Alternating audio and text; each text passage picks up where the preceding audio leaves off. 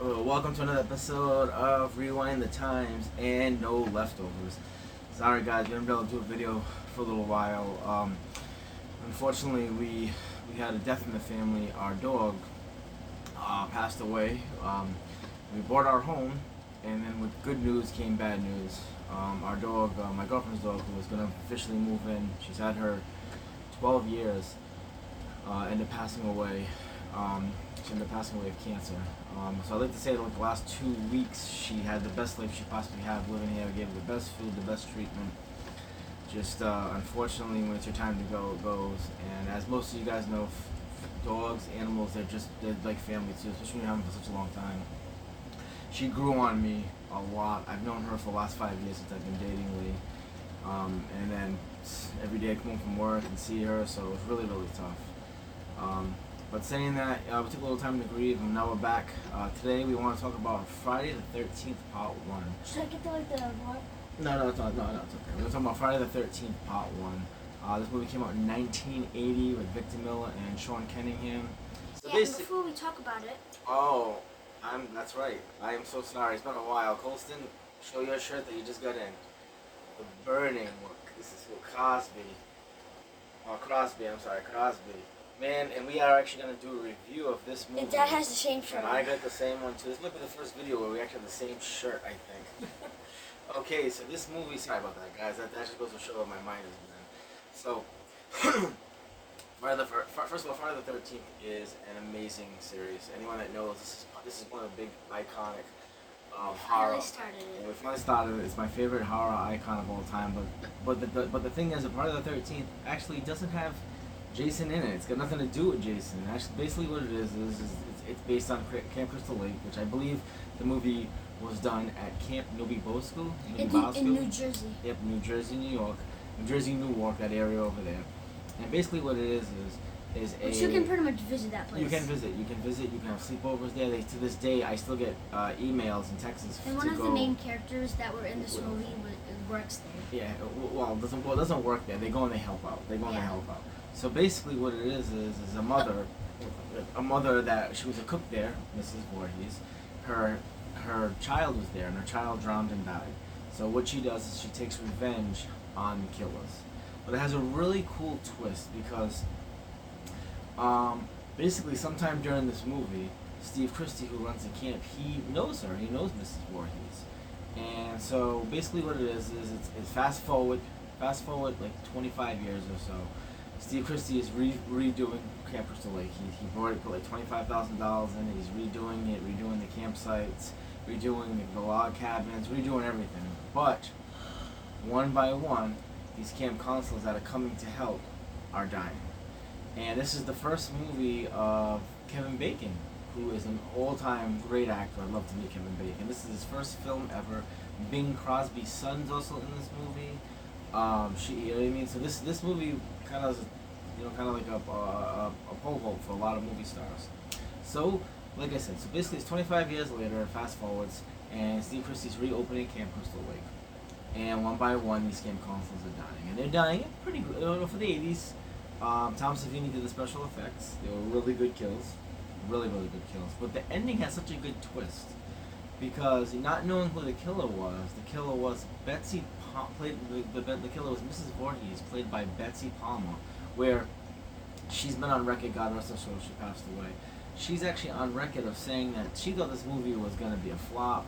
She was just trying to make a quick dollar bill, some quick money. She didn't think a lot of people would see it, and all of a sudden, years later, this movie kickstarted one of the greatest iconic horror franchises of all time. And what's really cool about this movie is the way they die is, first of all, the way they die is just awesome. Tom Savini's at his best. Talk about some of the deaths, Colson. One of the deaths, I'm pretty sure, when the girl was trying to go to Camp Crystal Lake, she was like walking there, and she's the cook. Yep, Annie. Yep, Annie, and she got in the car, and I'm pretty sure. It was with the killer. Yeah, she didn't know it was the killer. Yeah, and it was Jason's mom, and she pretty much got out the car, and Jason Jason's mom. Jason's mom followed her and actually killed her when she was on the way to the woods. How'd she kill her? What'd she do? She she made her walk it back into the tree because she was walking backwards, and she cut open her neck. And sliced her neck. And I'll tell you now, man, for a movie that's back in the 80s, the practical effects. This is why I like this better than CGI. Awesome kill scene. If you ever seen behind the scenes of how they did some of these kill scenes, it's so cool to know how. Sometimes we don't know how the sandwich meat is. How the sandwich meat is made or how the chicken salad's made. Well, I like knowing how it's made. I like seeing how these special effects come to the scene. Another kill scene is the Kevin Bacon one, which is very famous. He just finished messing around with a woman, and she got up to use the bathroom, and he's sitting there doing some drugs, and an arrow comes through his neck, and blood squirted out everywhere, and that's the Kevin Bacon. And then part of that, one of the people that actually died before that kill, when he died, they pointed the camera up. And the person that also died was on the bunk bed. Yes. So the one that was I forget his name. He was the goofball in the movie. He's the one that he took his shirt, he put it around him like he was an Indian. Going, no. He was the one that was shooting the arrow, the bow and the arrow.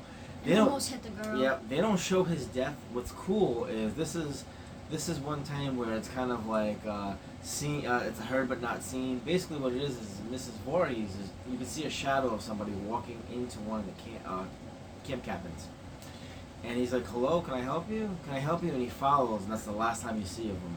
Until, all of a sudden, Kevin Bacon's character dies, and as the lightning's going on, because it's raining out, of course, there's rain. There is rain in every Jason movie, which I love, because rain is my favorite weather. It's actually both of my favorite weathers.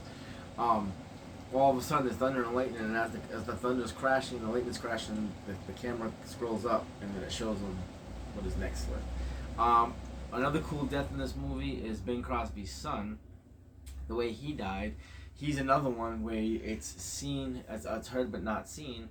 All of a sudden, the main character, Annie, not Annie. Oh man, I can't forget her. I can't remember her name. This is Alice.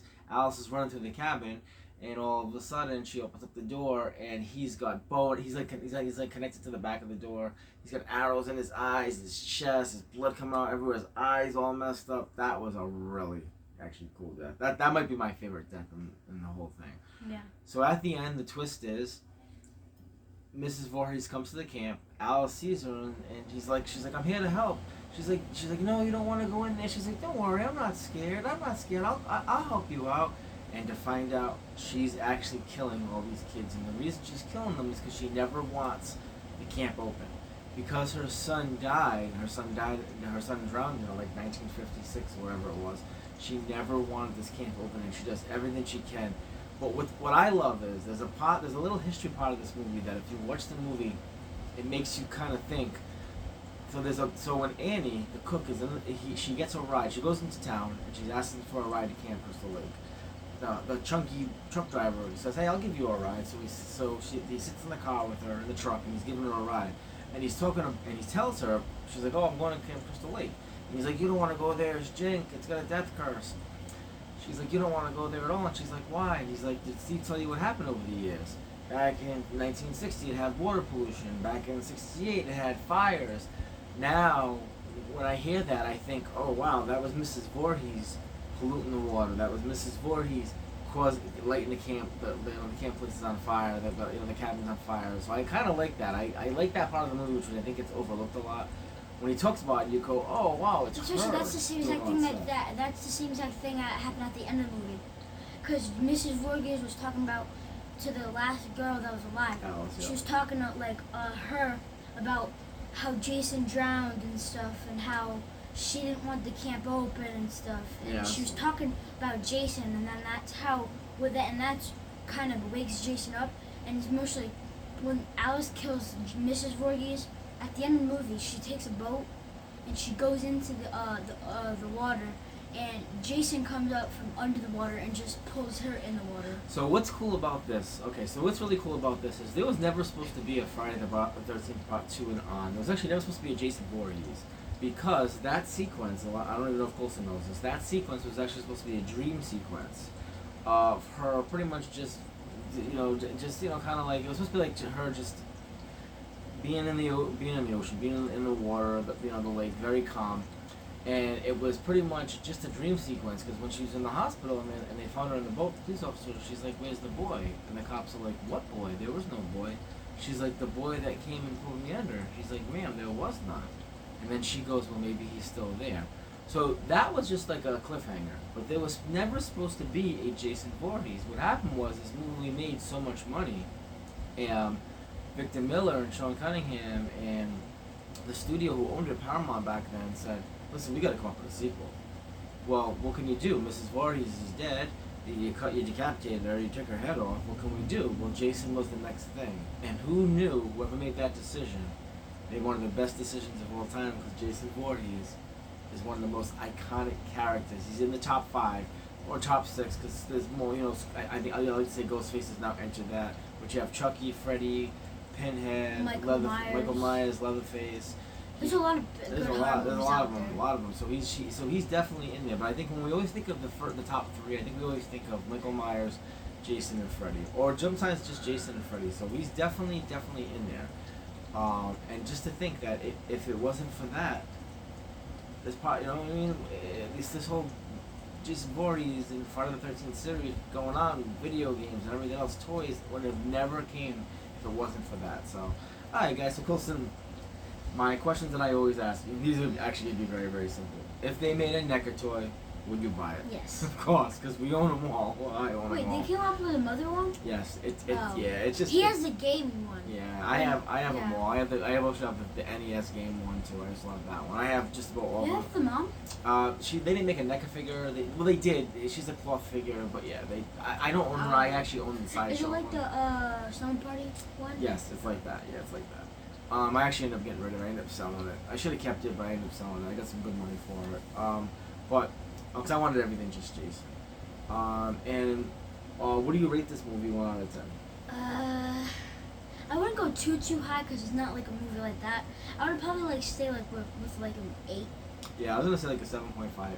It's good. It's a great start to this horror franchise. But as we know, we'll talk more. The man, the myth, the legend, Jason Voorhees is coming in the next one, and part 2 is actually my favorite. I can't talk about that. Mine's part 6. So we will. Or part 5. Part 5 and part 6. My favorite. We'll talk. We don't do after we discuss all our favorite Jasons. We'll talk. Then we'll have a video of our top 3 favorite Jason movies. So, alright guys, we're gonna start doing some more videos starting tomorrow. Me and Colson are gonna watch some part 2. And so later what movies are we watching? We're watching Friday the 13th part 2. We're gonna The be Burning. watching Totally Killer, and we're gonna be watching The Burning. The Burning. So we got 3 movies we And want we're to excited watch. to talk about The Burning. Oh, I love The Burning. The Burning is And actually Totally like Killer. Friday the 13th Part 1. I'm also we'll talk excited about to that. watch Totally Killer. I love Totally Killer. We've already seen it, but I love it. We haven't done a video on it. And might be today or another day, but me and Dad are also going to be seeing Deadpool vs. Wolverine Yeah, today. we're seeing that today. So, but that's gonna be on my Rewind the Times. We're gonna do a review on that because that Rewind the Times was kind of like everything. No Leftovers is just everything and all horror movies. So what do we say, Colson? Till next time. Make sure you like and subscribe. And remember, man, God first and family, man, and God rest your soul, everybody. God first, and take care, man. Deuces. Peace, guys.